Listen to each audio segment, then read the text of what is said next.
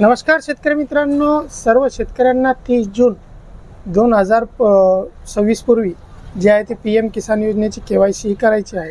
KYC करणे बंधनकारक आहे। जे सर्व PM किसान योजनेतील पात्र शेतकरी आहे तर त्या सर्व पात्र शेतकऱ्यांना PM किसान योजनेची KYC करणे बंधनकारक आहे, अन्यथा त्यांना पुढील हप्ता पडणार नाही। तर ते आपण आजच्या व्हिडिओमध्ये तुम्ही जे KYC आहे तर ती जवळच्या CSC केंद्रावर देखील करू शकता किंवा स्वतः तुमच्या मोबाईलवर देखील करू शकता। तर मोबाईलवरून जे आहे तर ती KYC कशी करायची तेच आपण आजच्या व्हिडिओमध्ये बघणार आहोत।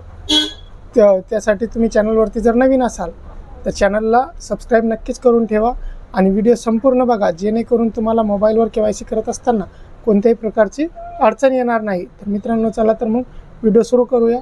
मोबाईलवरती PM किसान KYC करण्यासाठी तुमच्या मोबाईलमध्ये जे आहे तर हे 2 ॲप असणे हे बंधनकारक आहे। या 2 ॲपशिवाय तुम्ही KYC PM किसानचीही करू शकत नाही। पहिला ॲप आहे आधार फेस RD ॲप। आपला प्ले स्टोर ओपन करायचा आणि त्यामधून हा पहिला ॲप डाउनलोड करायचा, आधार फेस RD। हा जो दिसते ना आपल्याला, हा ॲप डाउनलोड करून इन्स्टॉल करून घ्यायचा। हा ॲप आपल्या मोबाईलमध्ये इन्स्टॉल केल्यानंतर दुसरा जो ॲप आहे तो आहे आपला PM किसान योजनेचा ॲप जो आहे ते PM किसान GOI। हा जो दुसरा ॲप आहे तर हा ॲप आपल्या मोबाईलमध्ये इन्स्टॉल करून घ्यायचा। दोन्ही ॲप आपल्या मोबाईलमध्ये इन्स्टॉल झाल्यानंतर जे आहे तर PM किसान GOI हा जो ॲप आहे तर या ॲपला ओपन करायचा। हा ॲप ओपन केल्यानंतर तुम्हाला अशा प्रकारचं जे आहे तर परमिशन मागेल, तर याला परमिशन द्यायची। त्यानंतर जे आपली जी प्रायव्हसी पॉलिसी आहे तर या प्रायव्हसी पॉलिसीवरती क्लिक करायचं आणि प्रायव्हसी पॉलिसी जी आहे तर याच्यावरती वाचून घ्यायचं। आपण बरेच वेळेस काय करतो, प्रायव्हसी पॉलिसीवर न क्लिक करता डायरेक्ट नेक्स्ट करतो, त्यामुळे अनेक वेळा तुम्हाला एरर देखील येऊ शकतो। त्यानंतर इथं नेक्स्ट करायचं। नेक्स्ट केल्यानंतर जे आहे ते पुढच्या पेजवरती हे आपलं जे आहे ते ॲप जाईल। त्यानंतर आपल्याला इथं भाषा निवडायची आहे। भाषा कोणती निवडायची आहे, हिंदी का इंग्रजी, तुम्ही यापैकी कोणतीही भाषाही निवडू शकता। मी इथं इंग्रजी भाषा निवडलेली आहे। याला सबमिट करायचं। पुढील पेजवर आल्यानंतर जे लॉग इन आहे तर लॉग इनवरती क्लिक करायचं।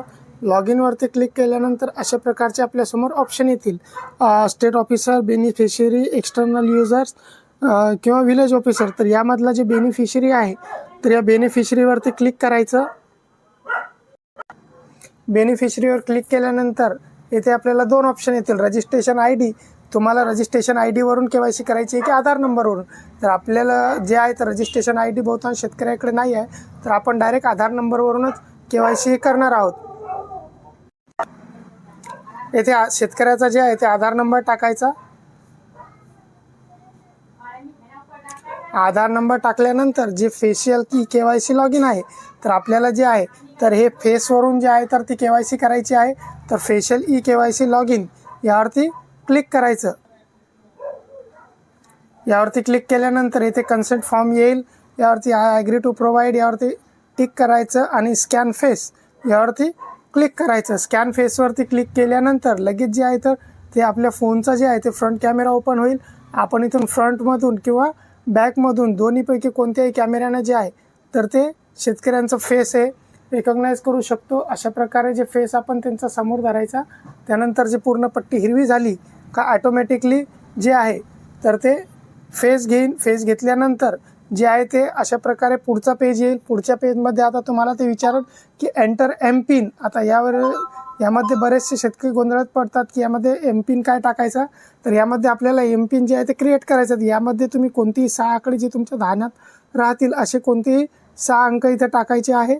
6 अंक इथं टाकून जे आहे तर ते सबमिट करायचं आहे। सबमिट केल्यानंतर MPIN जनरेट सक्सेसफुली असं तुम्हाला दाखवण्यात येईल। याला ओके करायचं। ओके केल्यानंतर जे आहे तर ते आता आपलं जे KYC आहे तर KYCचा डॅशबोर्ड ओपन होईल। यामध्ये डॅशबोर्ड, अपडेट मोबाईल नंबर आणि लॉग आउट 3 ऑप्शन आहे। तर डॅशबोर्डवरती क्लिक करायचं। डॅशबोर्डवरती क्लिक केल्यानंतर आपण इथे बघू शकता, इथे शेतकऱ्याचं नाव दाखवण्यात येईल। शेतकऱ्याचं नाव दाखवल्यानंतर त्याचं जे जन्मतारीख आहे आधारवरती ती जन्मतारीख दाखवण्यात येईल। त्याचा जो रजिस्ट्रेशन करताना जो मोबाईल नंबर तुम्ही टाकलेला आहे शेतकऱ्यांनी तो मोबाईल नंबर इथे दाखवण्यात येईल। त्याच्याखाली तुमचा रजिस्ट्रेशन ID दाखवण्यात येईल आणि ॲड्रेसमध्ये तुमचा जो शेतीचा शिवार आहे तर तो शेतीचा शिवार दाखवण्यात येईल। आणि खाली जे आहे तर ते लँड रेकॉर्ड, आधार सीडिंग आणि PM किसान KYC असे 3 ऑप्शन दाखवण्यात येईल। त्यापैकी ते इथे खाली जे KYC स्टेटस आहे ते तुमचं यस दाखवेल. अशा प्रकारे शेतकरी मित्रांनो, तुम्ही घर बसल्या जे आहे तर तुमची PM किसान योजनेची KYC जी आहे तर ती तुमच्या मोबाईलवरून करू शकता. आता जर तुम्हाला परत दुसऱ्या शेतकऱ्यांची KYC करायची असेल तर बॅक जायचं, बॅक जाऊन इथे लॉगआउट करायचं.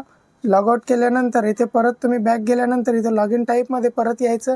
इथे परत बेनिफिशरी घ्यायचं आणि दुसऱ्या शेतकऱ्याचा आधार नंबर टाकायचा आणि परत तुम्ही दुसऱ्या शेतकऱ्यांची KYC करू शकता. तर मित्रांनो, अशा प्रकारे जे आहे तर ते तुम्ही मोबाईलवरून जे आहे तर PM किसान योजनेची KYC करू शकता. तुम्हाला जर KYC करत असताना कोणत्या प्रकारची अडचण येत असेल तर मित्रांनो खाली कमेंट करा. डिस्क्रिप्शन बॉक्समध्ये आपलं व्हॉट्सअप ग्रुप आणि टेलिग्राम ग्रुपची लिंक देखील दिलेली आहे, त्यावरती जॉईन करा आणि आपली काही अडचण येत असेल तर मला मेसेज करा.